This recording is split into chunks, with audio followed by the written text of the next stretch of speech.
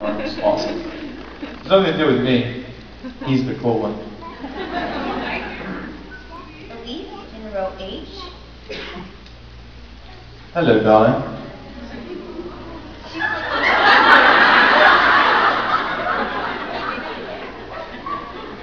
She would like to know, what was your favorite scene to film and why? Favorite scene? My favorite scene is still when Damon and Vicky are running around the Salvatore mansion, drinking each other, getting loaded, and Damon Dad! You know, Kayla Ewell in her underwear running around the Salvatore house, dancing and hanging off of, you know. With your shirt off and your abs out.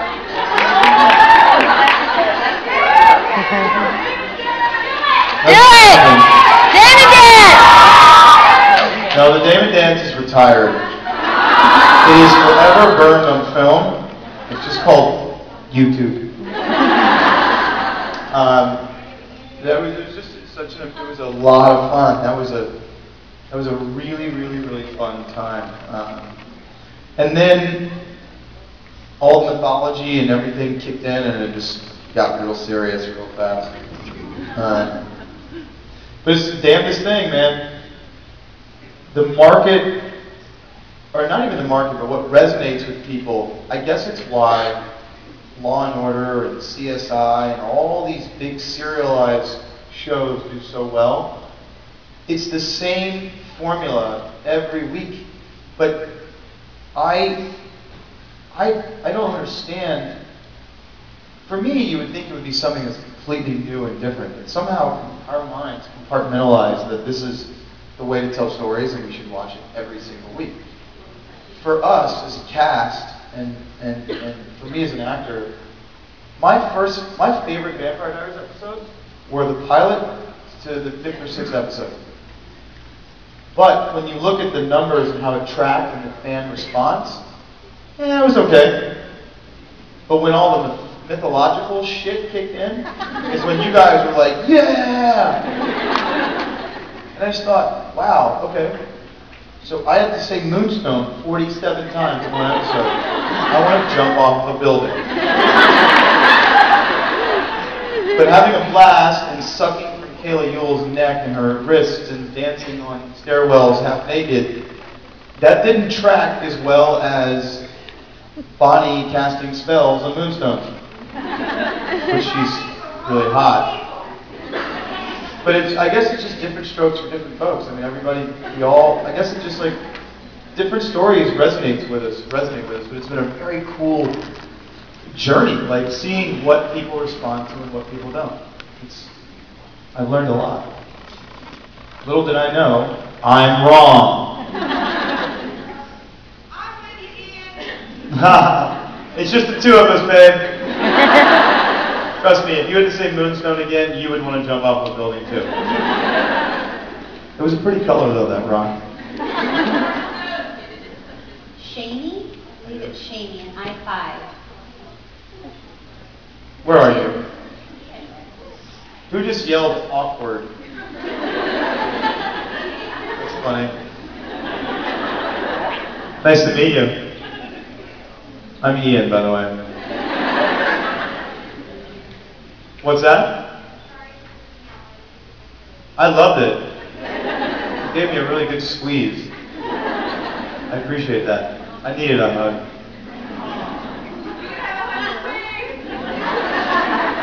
I really hope I don't have stuff in my teeth. I just like salad. I'm good, thank you. Well, Shamey wanted to know, what is your biggest pet peeve?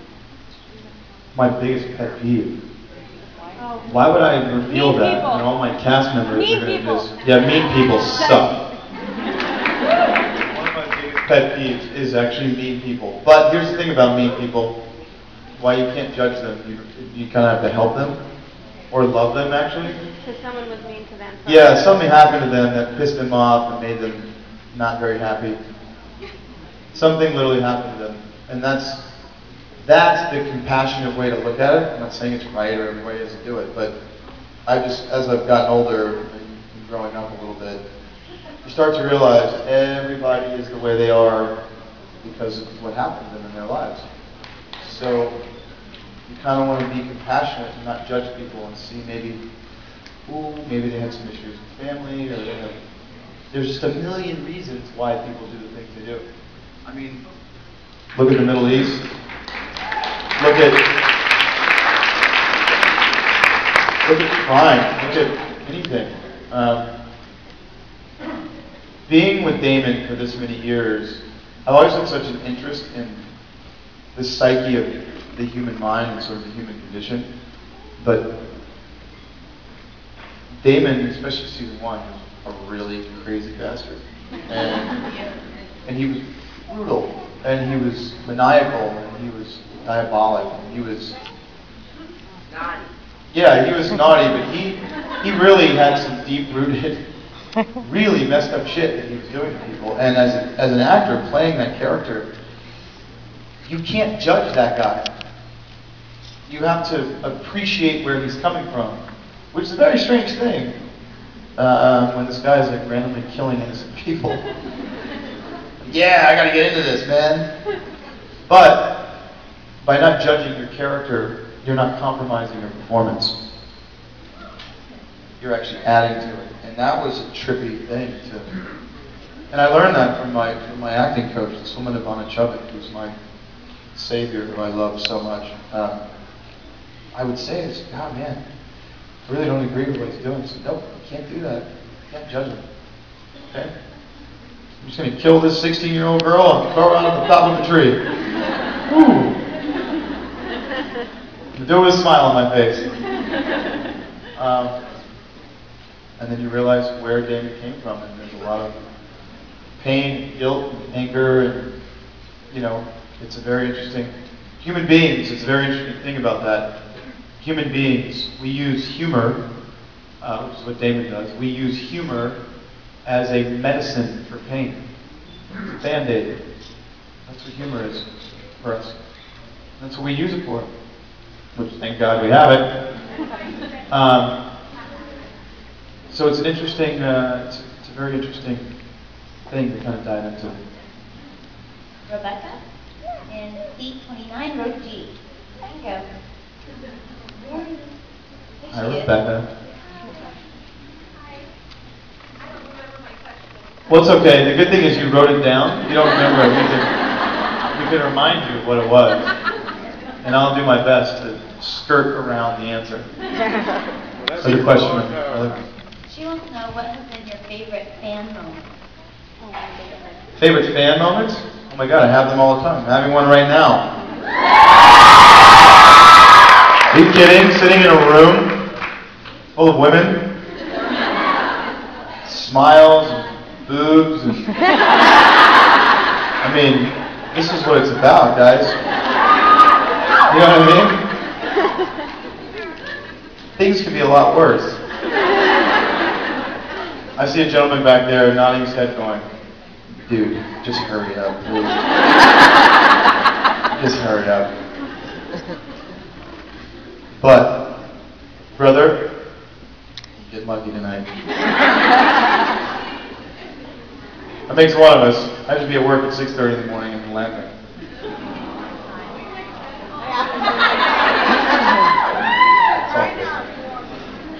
Caroline in T12. Caroline? Where you at, girl? There she Hi, sweetheart. I'm Ian. FY, Izzle.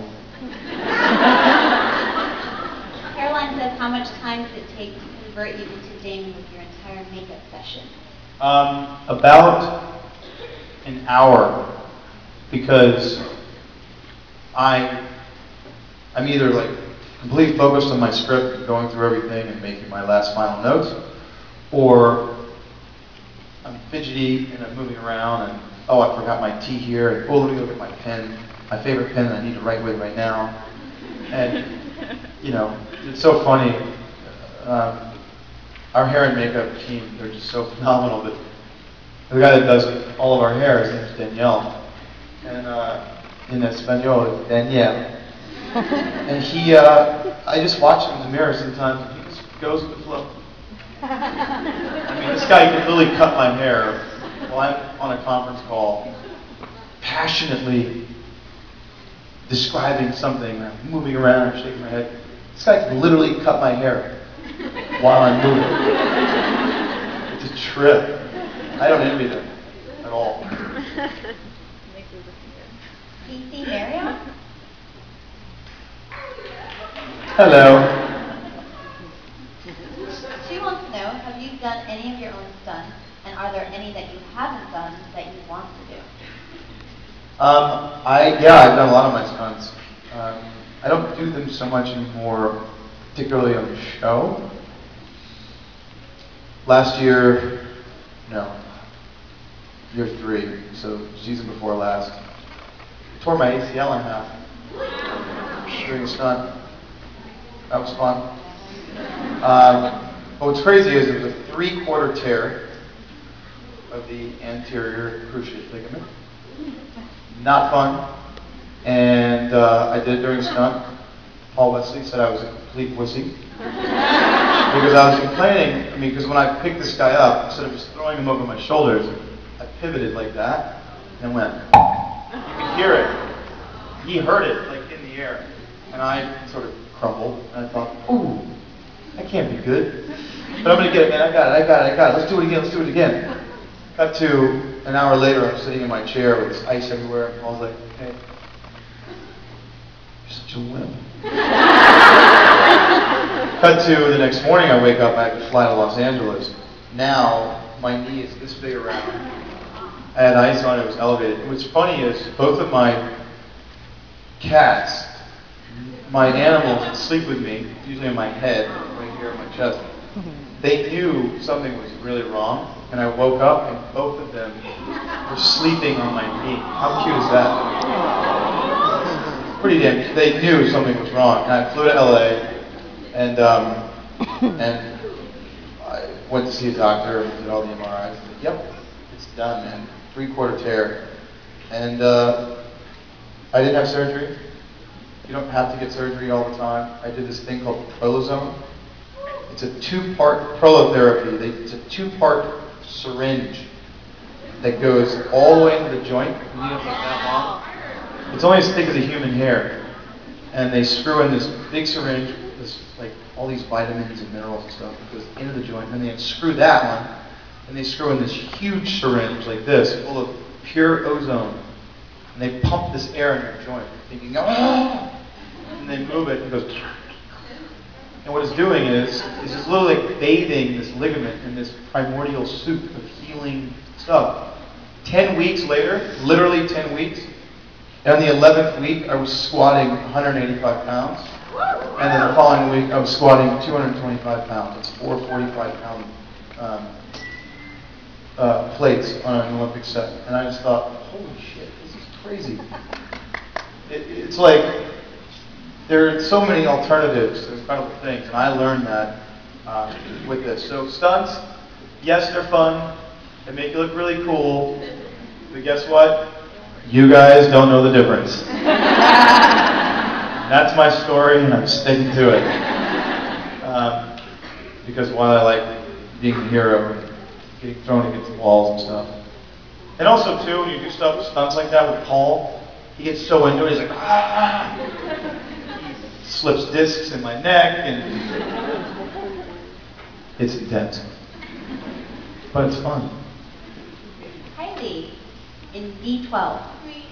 There she is. Hello, darling. B12 or D12? B12. B12 is my best friend.